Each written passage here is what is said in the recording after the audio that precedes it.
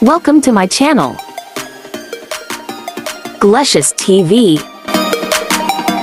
So, ito na guys ang ating bagong order na halaman worth 500. Ang ating Suksum Jaipong Aglaonema, isang klase ng aglaonema na pinakamahal. So, mas mahal pa dun sa red suksum. So, iba kasi ito, yung pagka-red niya is cleared, hindi katulad ng ibang suksum na may mga dots ng ibang color. So, ito is ang pagka-red niya sa gitna ng leaves ay cleared. So, maganda. At ito, galing po ito sa Shopee. Doon ako umorder kasi sa Facebook parang medyo hindi pa po ako nakaka-experience, and more on Shopee app po ako na-order. Kasi doon pwede ako mag-return. So, pag mali yung binigay nilang parcel sa akin, pag mali yung dumating na parcel doon sa in-order ko, so, doon ko lang dinadala sa Nakoko. Doon ko inire-return kasi nandun yung main office.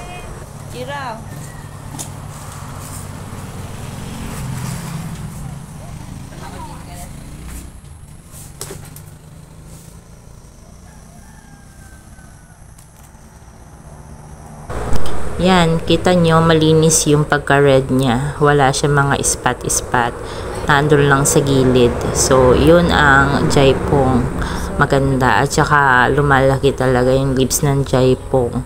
So, eto, susubukan natin kung ang gaano kaganda ang pinaka-bloom nito. Kung gaano kalaki pati ang naiilakid niya. But this time, ano natin ito dito sa garden. So, para maging siya, props.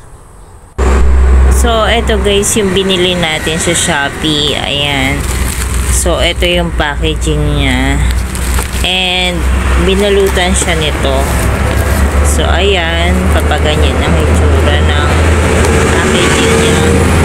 Makagandahan, kaya hindi siya naalog dun sa lalagyan kasi, ayan. So, binalot niya muna dito, tas bago sinakto doon. So, ang nangyari, hindi siya nakalog. Tapos, may space itong taas na to. Kasi ito, pack na pack ito. Walang kalog-kalog. Ayan. So, ang ganda, healthy siyang dumating. So, idadagdag natin dito sa ating garden, terrace garden. Ayan. So, ito ang nangyari sa ating Pink Princess na philodendron. So, siya, binawasan ko siya ng leaves. Kaya, naging 5 leaves na lang siya. Tapos, still, ayan, ang ating rose ay nagbo-bloom pa rin. Tapos, ito nga, nadagdagan siya ng black velvet. Tapos, may nakita po ako dun sa labas, dun sa tree. So, kinuha ko siya, i-design ko na rin dito sa ating garden. Kasi maganda siyang tingnan, though isa siyang wild na orchid na nakikita sa mga puno-puno. Eh, ang ganda-ganda nyo. Pinutol ko dun sa may puno. Tapos dinala ko dito sa garden. Ito ginagawang parang damo dun sa para sa iba. Pero nakita na ko. So, ang ganda niya. So, kinuha ko na rin kahit siya, local, yung wild. So, kinuha ko kasi maganda rin naman siya pan-design dito. Diba? Diba? Nagdagdag siya kasi merong artistic wood na galing doon sa labas din. So, ito, malinis din naman siyang tingnan. Tatanggalin mo lang yung isang klase ng tag dito. Yung nakakapit dyan na malaki na dahon. So, diba? Cute. Nag-adjust siya ng aura dito sa garden. So, yun. So, idagdag lang natin ito. Pag idinagdag natin dyan, wow! Kakaroon siya ng dagdag na color ang ating garden. Ayan guys, ang ganda ng tingkad ng color ng red ng Aglaonema jaipong. Suksum jaipong. O, ang tingkad ng pagka-red. So, dinalawang pot ko na siya. Ayan o. Wow! Ang ganda-ganda na niya. Na-inlove ako sa color niya.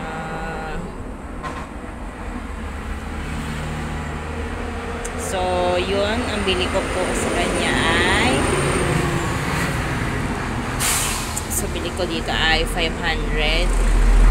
Pero binigyan ako ng bonus ng reseller sa Shopee. Naging dalawa siya, so umabot ng 250. Pero syempre palalakihin ko pa yan, kaya medyo pupundo pa rin ako ng oras at saka ng maintenance. Tapos ito is nabili ko ng 60, tapos ito nabili ko ng 80. Pero syempre wala yung pattings, wala yung yung soil, kaya medyo mag-i-exceed yung price niya pag binenta ko. So, ang gaganda na ng plants ko. Wow, parang in love na ako sa color ng mga aking plants dito sa garden. Ayan, tapos may yellow tayo, di ba? Yellow green. Tapos may pink. Diba? Ang ganda.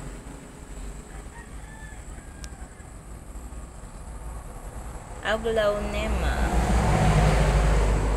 jaipong suksum. Suksum jaipong Aglaonema. Wow. So yun, makinis yung pagka-red niya. Ganun po siya. So eto po guys, silipin natin ang ating garden at ayun, nagdagdag po ako ng hanging plants. Ayan. So, dalawa pa lang siya. At dagdagan natin later on. Ayan. Tapos, nagdagdag po ako ng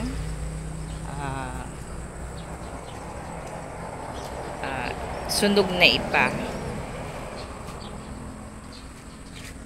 Tapos, pupuntahan natin guys. So, ito yung mga plants ko dito. Yan muna nakahilera. Ayan, nagdagdag po ako ng sunog na ipa. Ayan, pinandesign ko muna siya. Hindi siya permanent kasi masisira siya ng ulan. Pero this morning, nilagay ko siya kasi natuwa akong magdagdag ng design sa aking halaman yan. Yung color. Yan. Color of the black ng sunog na ipa. So, nilagyan ko siya sa mga gilid-gilid. Tapos ito, natutuwa lagi ako pag nakikita ko yung mga wooden arts. Woods yan. Ganyan.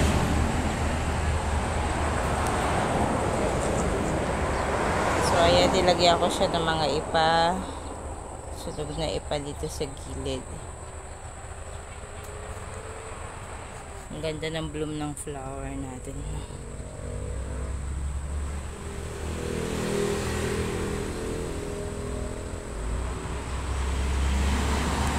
Super na laguna ng ating mga golden photos. Tsaka ito pupanda ang aura ng ating flower. Ang dami niyang ang ganda, pula-pula. So yung pinopropagate ko po na roses sa likod, pag nag-flower na siya, lalabas natin dito. So, yun na yung ating mga Aglaonema, Suksum jaipong, nandun na. Nag-display na siya doon. Ayan.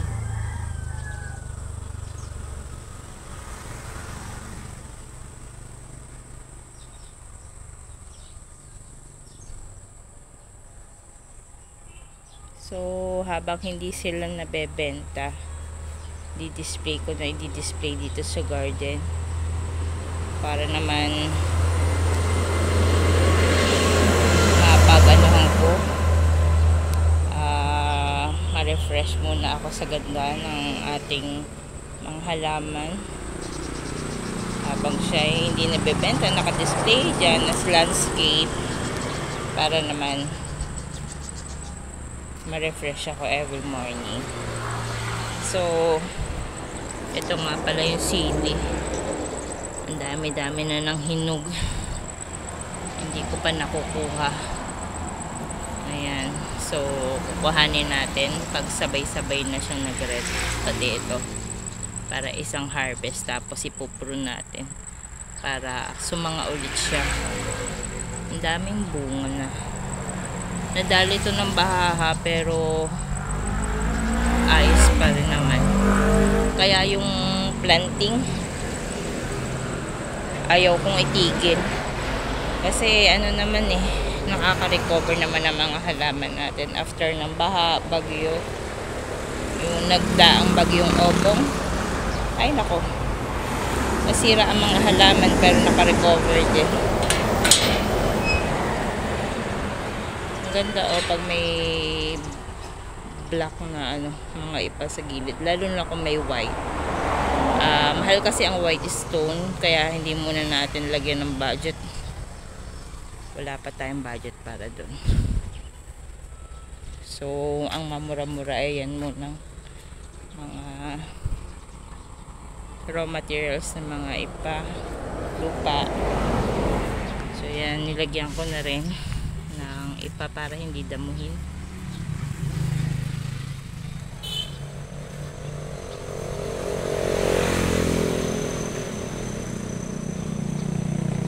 So hindi ko pa naayos itong part na to. Hindi ko pa siya nililinis. Kasi ito mapuputol na rin ngayong November. Kasi pagbebenta ko rin yung leaves niyan. Ayan. So pinuputol siya hanggang dito. Tapos sinasama siya sa flower arrangement every November.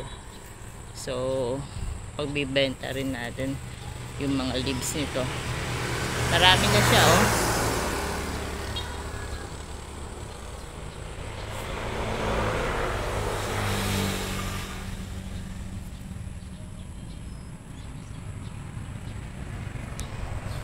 So yung dermoda natin. Hindi ko pa rin masyadong nalilinis pero lalago na siya.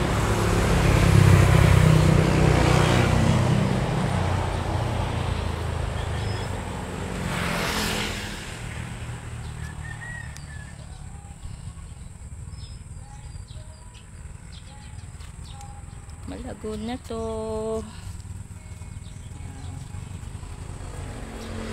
Sarado na natin ang gate. So yan, dito tayo maglalagay ng tarpaulin na plants for sale.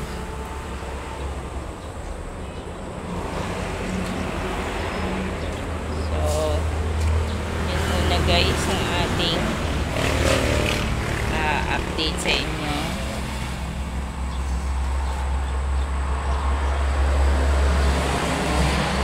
Ganda ng laging natutuwa akong tingnan yun.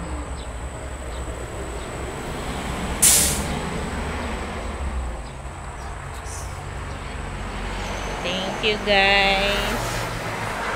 Subscribe po kayo. Thank you for like and watching. Ito. Ayan marami na siyang anak. Irerepat natin siya sa isang araw. Bibili ulit ako ng pot. Thank you for watching. Hope you subscribe to my channel, Glecious TV, and click the like button